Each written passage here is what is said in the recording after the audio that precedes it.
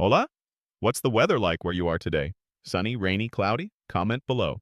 I remember the exact moment my name echoed through the auditorium, not because of what was said, but because of what had never been said in all the years before. Please welcome our youngest professor ever, Dr. Vanessa Carter. I smiled as I stepped onto the stage, but my hands trembled slightly, not from nerves, but from the cold realization that he wasn't there, just as he had promised. Somewhere in the crowd, I caught a glimpse of a familiar silhouette, tucked in the shadows of the back row, my mom, chin trembling, eyes glassy with tears she tried to hide behind trembling fingers. She had snuck in, like she always did when she was afraid of being seen, especially by him. That's how I knew she still lived in fear. Even today. People like to say revenge is a dish best served cold, but I've learned that real revenge, the kind that actually matters, doesn't come with screaming matches or slammed doors. It comes dressed in quiet success, in moments of glory, so pure and untouchable that even silence feels like applause. It's not about screaming, "Look at me now." It's about standing there, composed, while the world does the screaming for you. But to understand why this moment meant everything, you have to know what came before it. The years of small cuts that never bled out loud, the dismissive glances, the subtle humiliation, and the cold, cold voice of a man who called himself my father, but never once spoke like he gave a damn. When I was 8, I brought home my first report card with straight A's, holding it like it was a trophy, like it meant something. I stood in the kitchen waiting for a smile or even a good job, but all he did was glance at the paper and mutter, "That's what school's for. Don't expect a parade." He didn't even put his beer down. My mom stood in the corner, wringing a dish towel in her hands, trying to smile but failing miserably. That night, I cried into my pillow so quietly that not even the house creaked in sympathy. That was the first time I realized approval from him was a prize I was never meant to win. He wasn't abusive in the way people expect. No bruises, no shouting, just constant, casual undermining that made you feel like your soul was being sanded down, one unspoken insult at a time. He believed hard work was done with your hands, and anything that didn't leave you covered in sweat or calluses was a waste of time. My mom used to be a teacher, before him. She loved poetry and classic novels, and quoting Shakespeare while stirring spaghetti, but after she married my father, she quit teaching and never picked up a book unless it was to wipe dust off the shelves. He said books were for people who liked to pretend they were better than they were. She just stopped arguing one day. I started reading at night with a flashlight under the covers, not because I had to, but because I felt like I was doing something wrong. Like learning, for me, was a rebellion. Every library book I smuggled home in my backpack was a small act of defiance. I wasn't dreaming about changing the world. I just wanted to feel like I had one of my own. But that's the thing about growing up in a house where ambition is treated like arrogance and curiosity like weakness. You learn to hide your hunger, to starve your own potential so no one calls you ungrateful. By the time I was in middle school, I stopped showing him my report cards altogether. It wasn't worth the shrug or the rolled eyes or the inevitable, "Don't get cocky, girl." Being smart don't mean shit if you don't know how to fix a furnace. I knew how to fix a broken water heater by 13, but I still didn't know what it felt like to be told, "I'm proud of you." Sometimes I think the worst thing he ever did wasn't something he said, but the way he could make your wins feel like they belonged to someone else. Like when I was 12 and won the state spelling bee, beat out 39 kids in a packed high school gym. My mom clapped until her hands turned red, but when we got home, he just said, "You think someone's gonna pay you to spell words?" That trophy sat on a shelf in my room collecting dust until I packed it away in a box labeled useless. Looking back, it wasn't hatred that grew inside me. It was something colder, something heavier. A desire to prove him wrong so completely that even he would have to sit down and admit he never really knew who I was. I wasn't aiming for his love anymore. I was aiming for his regret. That night, when I was 15, and he told me point blank, "Don't even think about college. You'll just end up back here like your mother," something inside me broke, but not in the way he probably hoped. I smiled, nodded, and said nothing. But I started waking up an hour earlier every day, studying before school, staying up later, skipping parties, ignoring boys, ignoring distractions. I was carving my own escape route, brick by brick, book by book. It took me years to realize that everything I was doing wasn't just about proving him wrong. It was about proving to myself that I didn't need him to see me in order to matter. But back then, it still felt like a race for his recognition. I'd picture his face when he saw my name in a university catalog or on the spine of a published paper. I imagined him finally sitting up straight and thinking, damn, she really did it. I clung to that image like a life raft in a sea of indifference. And that's where it all began. Not with a big bang or a dramatic exit, but with the quiet flick of a flashlight under a blanket. A little girl reading about a world that didn't dismiss her. A girl who would grow up to walk across a stage one day. To the sound of applause and the echo of everything he never said. And that was just the beginning. That night, in the silence of my bedroom, still lit by the glow of a secondhand lamp, I made myself a promise I've never told anyone out loud. I would never ask for his approval again. But I would make him regret not giving it. By the time I was 16, I had stopped expecting anything that resembled encouragement or warmth from my father, not because I had grown used to the cold, but because I had finally accepted the truth most children refuse to believe, that some men are simply incapable of loving in a way that nurtures instead of controls. His version of love, if that's even the word for it, came wrapped in skepticism and smothered under layers of condescension. And if you dared to reach for more, to want something bigger than a paycheck or a practical skill, he'd look at you like you'd just spat on the floor of his perfectly logical, painfully narrow world.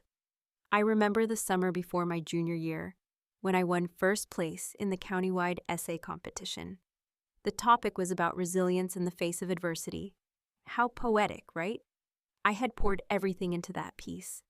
I wrote about my mom, about the silent strength she carried like a second skin, the way she folded laundry like it was an act of prayer, how she had once wanted to write a novel, but instead wrote shopping lists and cleaned other people's dreams off the kitchen table. I submitted it without telling anyone.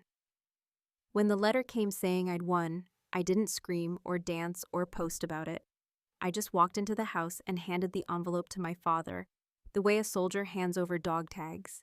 He didn't even read it. He tore it in half without blinking and dropped it in the trash like it was a flyer for a discount oil change. "Don't get cocky, girl," he said, not even pausing his TV show. "Words don't mean much when your pipes are frozen in January." My mother was doing dishes. She didn't say a word, but later that night, after he'd fallen asleep in his recliner with a beer bottle half empty on the floor, she came into my room and handed me a wrinkled, smoothed-out version of the letter. She had fished it out of the garbage, flattened it on the counter, and read every word. "It made me cry," she whispered, placing her hand on mine like it was a secret. "You're better than all this." I didn't cry. I couldn't afford to. I just tucked the letter into the back of my closet, behind the books he never knew I owned. Senior year, I applied to every out-of-state college I could afford an application fee for. I knew he'd never let me leave if he found out, so I did it quietly, during lunch breaks at school and late nights in the computer lab. My mom helped when she could, signing forms behind his back, forging a signature once or twice, covering for me when I stayed late to finish scholarship essays. She said she was doing it for me, but I think part of her needed to believe I could do what she didn't, that I could escape. When the first acceptance letter came, from the University of Michigan, I was so overwhelmed I almost didn't open it. It felt like something too big to touch, like it belonged to someone else. But when I finally tore the envelope open and saw those words, "We are pleased to inform you," my knees went weak. I sat on the edge of the bathtub with the letter in my lap, heart pounding so loud I could barely hear the faucet dripping. I told my mom first. She cried again, this time openly, without shame. Then she hugged me tighter than she ever had, like she was trying to squeeze a lifetime's worth of protection into that one moment. "Don't tell him until you're ready," she warned, "and don't let him take this from you." But of course he found out. He always did. One night at dinner, After my mom had left the room to get dessert, he dropped his fork, leaned back in his chair, and said, "So, you think you're too good for your family now, huh?" I didn't respond. He took that as an invitation to continue. "What, you think you're gonna go off and be some kind of big shot? Live in a fancy dorm, get drunk on student loans, come back here with your tail between your legs when it all falls apart?" I looked him straight in the eye for the first time in years. "No," I said quietly. "I don't think I'm too good. I just don't want to end up bitter." He didn't hit me. He didn't yell. He just laughed. A sharp, hollow sound that echoed in my bones for days. "You'll be back? They always come back." That night, I packed a small bag and slept at my friend Jess's house. I didn't run away, but I needed space. Space to breathe, to think, to remember that there was a world beyond the confines of that suffocating house and the man who made it feel more like a cage. Jess's mom gave me tea and a spare blanket. When she saw the letter from Michigan, she smiled like she had just found a $20 bill in the laundry.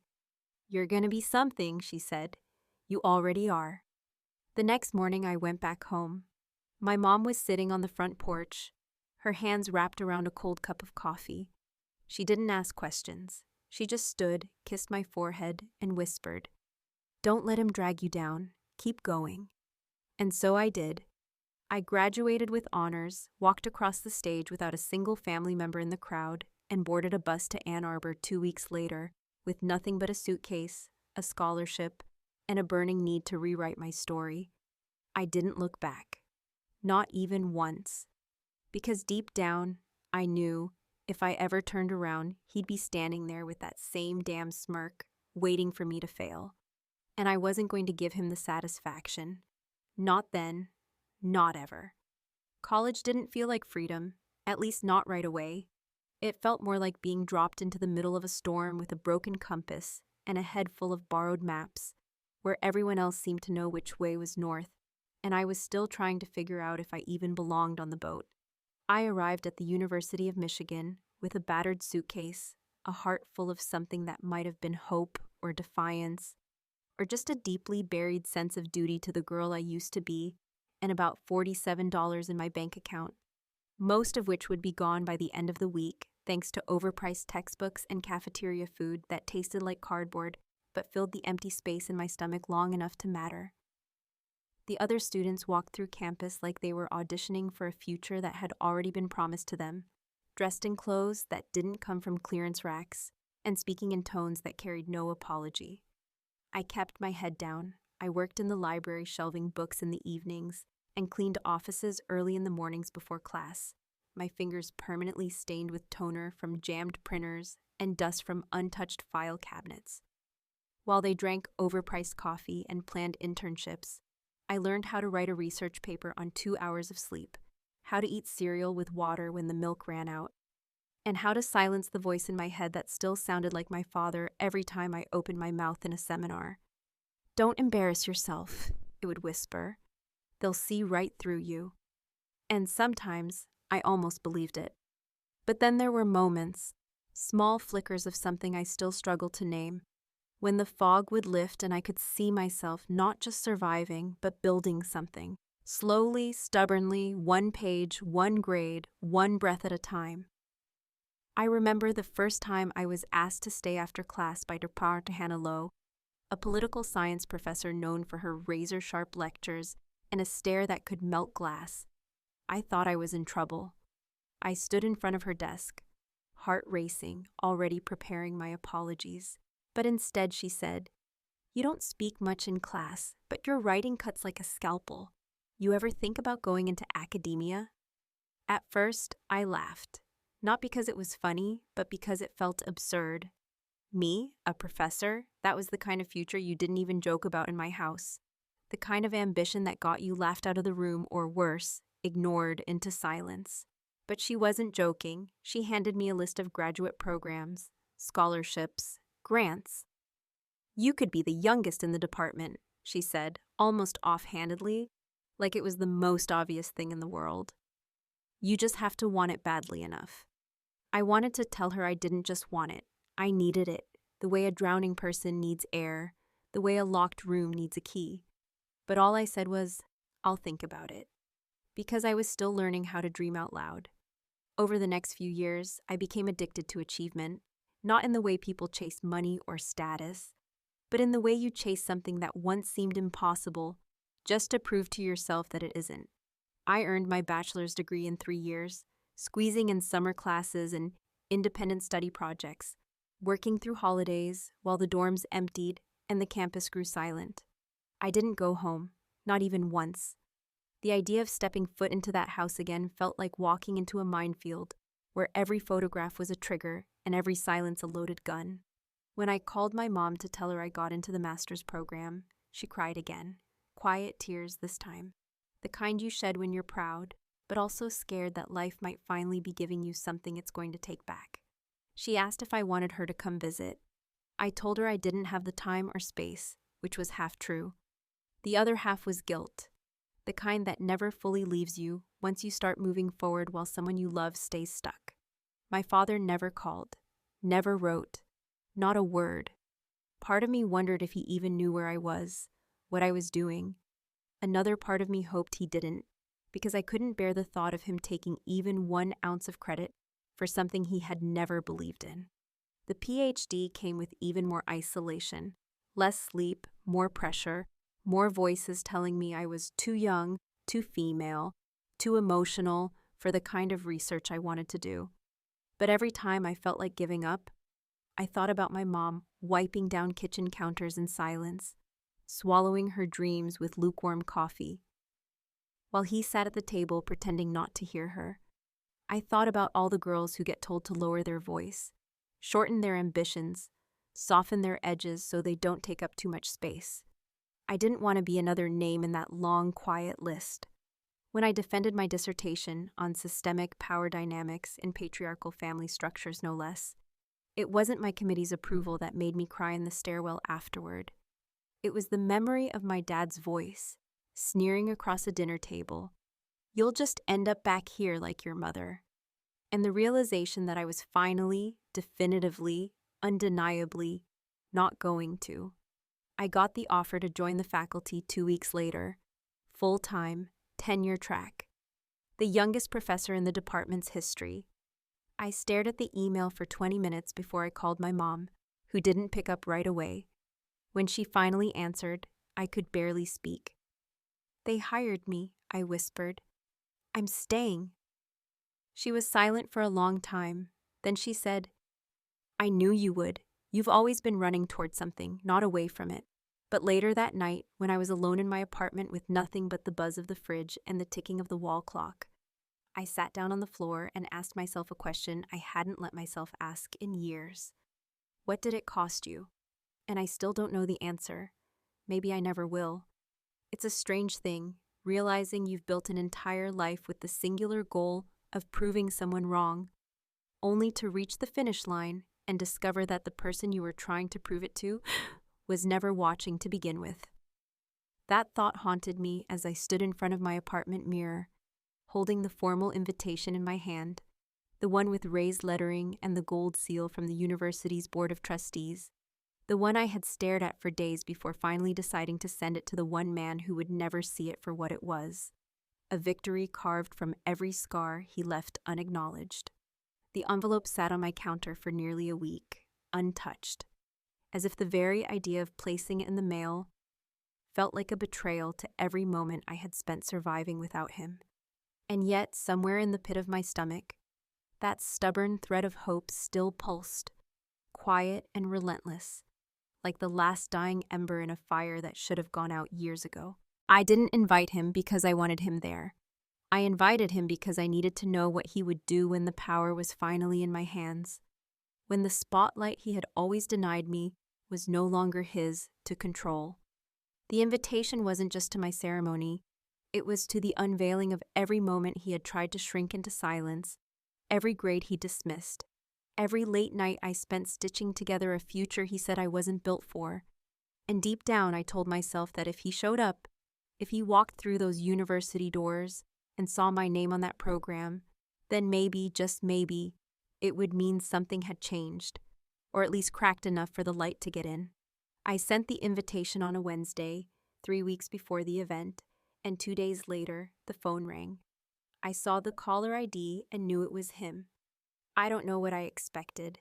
Maybe silence, maybe a shaky apology buried beneath years of disappointment. But instead, I heard the same voice, the same low, unimpressed tone, wrapped in that familiar armor of disdain.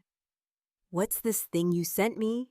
he asked, as if the invitation had come from a stranger, as if my name on the envelope meant nothing. "It's a formal ceremony," I replied, keeping my voice steady, even though my heart was pounding in my throat. "I'm being introduced as the youngest professor in the history of the university." There was a pause, long enough for the weight of my words to settle, and then he laughed. A short, dry sound that felt like a slap across the face. "A professor, huh? Jesus, all this fuss over a damn piece of paper." He said it the same way he used to say college or essay or scholarship, like each word tasted sour in his mouth, like every achievement was just another reminder that I had become something he didn't understand and therefore couldn't control.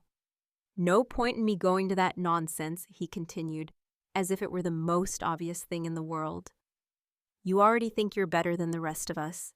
No need to rub it in with speeches and robes and all that." I didn't say anything. I let the silence do the talking because I knew that arguing with him was like screaming into a canyon, loud, painful, and utterly pointless. Eventually, he hung up, and I stood there in my kitchen, staring at the receiver like it had betrayed me. I should have expected that response. In fact, I did.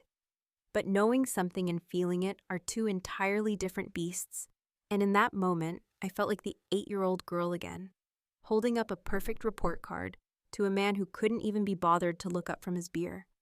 My mom didn't say much when I told her about the call. She just nodded, folded her hands in her lap, and asked, almost too gently, "Do you still want me to stay home?" I had told her before that it might be better if she didn't come, that it could be too awkward, too emotional, that I needed to stay focused, that maybe it would be easier if this day, this victory, was mine alone. What I didn't say was that I was afraid of what would happen if she showed up and he did too, if he saw her there and unleashed that same cold fury he'd always reserved for moments when she tried to step outside the invisible lines he'd drawn around her. But something about her voice that day was different, softer, yes, but also edged with something else, something that almost sounded like resolve. "You do whatever feels right for you," I said, trying not to sound as tired as I felt. "I'll understand." She didn't respond, she just smiled. That quiet, worn-out smile that I'd come to recognize as her way of saying she was carrying more than she'd ever let on. The day of the ceremony arrived like a wave I'd been bracing for, and as I stood backstage in my cap and gown, surrounded by colleagues who were twice my age and full of congratulations, I felt the familiar ache of absence settle into my chest. I told myself it didn't matter. I told myself I didn't care if he showed up or not. But as they began calling names, and I prepared to walk on stage, I scanned the crowd anyway, eyes searching the rows, not for him, but for her. And there she was, back row, far corner, almost hidden behind a tall man in a navy blazer. She wore a plain gray coat and her hair pulled back in a tight bun, like she was trying not to draw attention. But I knew that face like my own reflection, and the moment our eyes met, she smiled. Not the tired, faded smile I'd grown used to, but a real one. The kind that said, "You made it, and I'm here." Her chin trembled. Her hand covered her mouth. And even from that distance, I could see the tears she tried to blink away. He hadn't come, just as he said, just as I knew he wouldn't. But she had, and that changed everything. When my name echoed across the polished walls of that auditorium, and the words "youngest professor ever" followed in a chorus of applause, the sound didn't land where I thought it would. Not in my chest, not in the part of my soul that had waited for this moment with clenched fists and sleepless ambition, but somewhere deeper, somewhere that had been hollowed out by years of silent endurance, where applause had once been a foreign concept, and the idea of being celebrated had felt more like a fantasy than a possibility. I walked across that stage, not with the triumphant stride of a person who finally won, but with the measured steps of someone who knew that victory didn't always feel like fireworks and confetti. It sometimes just felt like breathing without apology. My mother, still seated in the shadow of the back row, was trying desperately to contain her emotion, her hands trembling slightly as they pressed against her cheeks, her eyes red and brimming with tears that refused to stay buried any longer. I could feel her pride radiating from where she sat, almost like heat, and for a fleeting second, I allowed myself to lock eyes with her and smile. Not the kind of smile I used to fake at forced family dinners. Not the tight-lipped curve I wore during arguments I wasn't allowed to win. But the rare, unguarded kind that said, "This was ours too." She didn't wave. She didn't stand. She just sat there, watching me as if trying to memorize every second of the moment she never dared to dream would actually come true. And in that stillness, in that quiet corner of the auditorium where she had chosen anonymity over spectacle, I saw something that nearly brought me to my knees. Not just pride, not just relief, but the unmistakable glint of something far more heartbreaking, vindication. Because even after all these years, she had needed proof just as much as I had. Not proof that I was smart or capable, that had never been in question, but proof that everything she had endured wasn't for nothing, that the years she spent sacrificing her own voice hadn't drowned mine permanently. After the ceremony, while handshakes and posed photos blurred around me like a watercolor painting in the rain, I stepped away. I slipped out through a side hallway, weaving through the maze of graduates and faculty and well-meaning guests, and found her exactly where I hoped she'd be, standing just outside the building, her coat wrapped tight around her frame, as if preparing herself for whatever might come next. When she saw me, she smiled again, and before I could say a word, she wrapped her arms around me, and for the first time since childhood, I let her hold me without pretending I didn't need it. She didn't say congratulations. She didn't need to.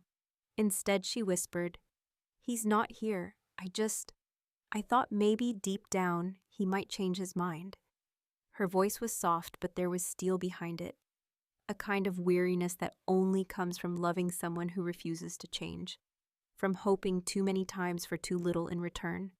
I didn't ask if he knew she had come. I didn't ask if she had told him the truth about where she was going, or if she had slipped out of the house in silence like she used to do when she needed a moment to remember who she was. Because the truth is, it didn't matter.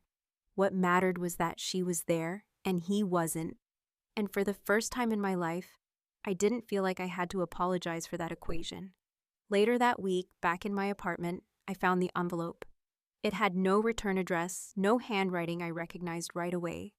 Just my name typed neatly on the front in rigid, all-capital letters. For a long moment, I just stared at it, fingers hovering above the seal like it might burn me, like opening it would undo something I had only just begun to build. But curiosity has a way of cracking open even the most carefully built walls, and so, finally, I peeled it open. Inside was a single sheet of lined paper, folded once, with handwriting I hadn't seen in years, my father's, unmistakably sharp and utilitarian, like everything he ever did. It read only one sentence. "Your mother told me, don't let it go to your head." That was it. No congratulations, no apology, no acknowledgement of the ceremony, the title, the years of distance. Just 7 words that managed to carry every ounce of dismissal, every bit of bitterness he had always wielded like a weapon. I stood there, letter in hand, and I didn't cry. I didn't scream. I didn't crumple it or burn it or tear it up the way I might have when I was younger and still believed that anger was the only way to respond to pain. Instead, I turned the letter over and saw that there was a second page, folded neatly behind the first. For a few minutes, I just held it, heart pounding, knowing that whatever was written there might change something or nothing.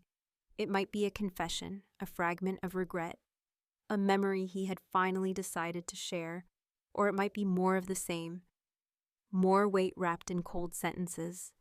I thought about opening it. I thought about reading whatever he had finally decided to say after all these years. But I didn't. I slipped the page back into the envelope, sealed it, and placed it in the back of the drawer where I kept old journals, childhood photos, and pieces of myself that I wasn't ready to throw away but couldn't keep too close either. Maybe someday I'll read it. Maybe I won't, because the truth is, I no longer need his words to define me. I don't need his absence to justify my presence. And I certainly don't need his permission to feel proud of who I've become. Still, there are nights when I think about that envelope sitting quietly in the dark, holding secrets I may never choose to uncover, and I wonder what kind of man writes a letter to his daughter only to remind her of his silence. I wonder if he believes those 7 words are what strength looks like, or if deep down he knows that she grew stronger the moment she stopped waiting for his praise. I may never know, and perhaps that's the ending I deserve. Not tidy, not dramatic, but ambiguous enough to live with. Because not all stories end with a reconciliation. Some end with a choice. And I chose not to open the letter because I already know who I am.